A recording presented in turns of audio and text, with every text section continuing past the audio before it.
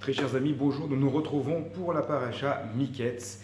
Et cette paracha Miketz donc, que nous allons lire pour ce Shabbat Hanouka. Revenons un peu en arrière dans la paracha Vayeshev où nous avons parlé de Yosef, de comment Yosef a été vendu par ses frères, puis comment il s'est retrouvé en Égypte. Et en plein milieu, on retrouvait l'histoire de son frère de Yehuda.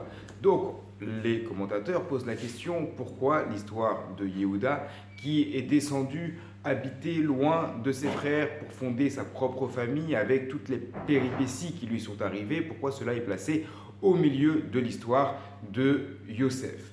C'est la question principale, mais maintenant regardons la paracha de cette semaine, la paracha Miketz. Là nous voyons que Yehuda n'habite plus tout seul, il n'est plus descendu de ses frères, au contraire, il est complètement avec eux, on ne sait pas comment il s'est finalement retrouvé avec eux, qu'est-ce qui a changé chez Yehuda, pourquoi finalement il fait partie de ses frères, mais non seulement il est avec eux, mais il reprend un peu la direction de ses frères, puisque effectivement, Rashi disait dans la paracha Vayeshev, Vayered Yehuda me'et Echav, Yehuda est descendu de ses frères, c'est-à-dire que ses frères lui ont dit, écoute, c'est à cause de toi que nous avons jeté Yosef dans le puits, nous avons suivi ton conseil, donc maintenant tu vois que notre père est extrêmement malheureux, on ne veut plus que tu sois à notre tête. Or, dans la paracha de cette semaine, la paracha Miketz, ils vont en Égypte, ils rencontrent Yosef, ils retournent voir Yaakov, et là, Réhouven essaye de trouver une solution pour arranger les choses. Yaakov lui dit non à la solution que propose Réhouven. Et là, Yehuda il propose une autre solution, et cette solution, elle va être acceptée. Donc, il va commencer progressivement à reprendre la direction, si bien que nous verrons dans la semaine prochaine, la paracha Vaïgash, qu'il y aura une confrontation entre Yehuda et Yosef, parce que Yehuda a repris la direction de ses frères.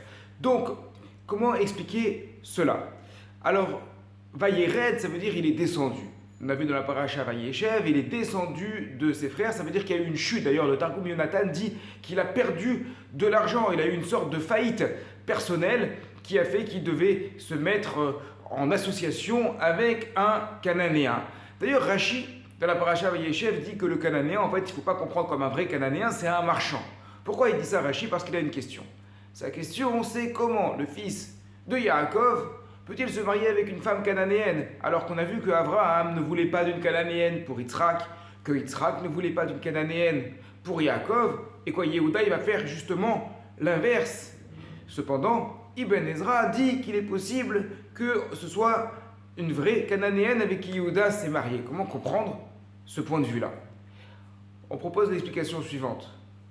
Effectivement, à partir du moment où Yehuda est descendu de ses frères, c'est-à-dire à partir du moment où il a vu que son père était extrêmement malheureux de ce qui s'est passé à Yosef, il a eu des remords, il ne se sentit pas bien, il a eu une chute, il a eu une dégringolade. Et de dégringolade en dégringolade, il est allé à l'inverse de ce qu'on enseigne dans sa famille, et il s'est marié même avec une cananéenne. Et puis il a dégringolé, il est tombé au fond du trou.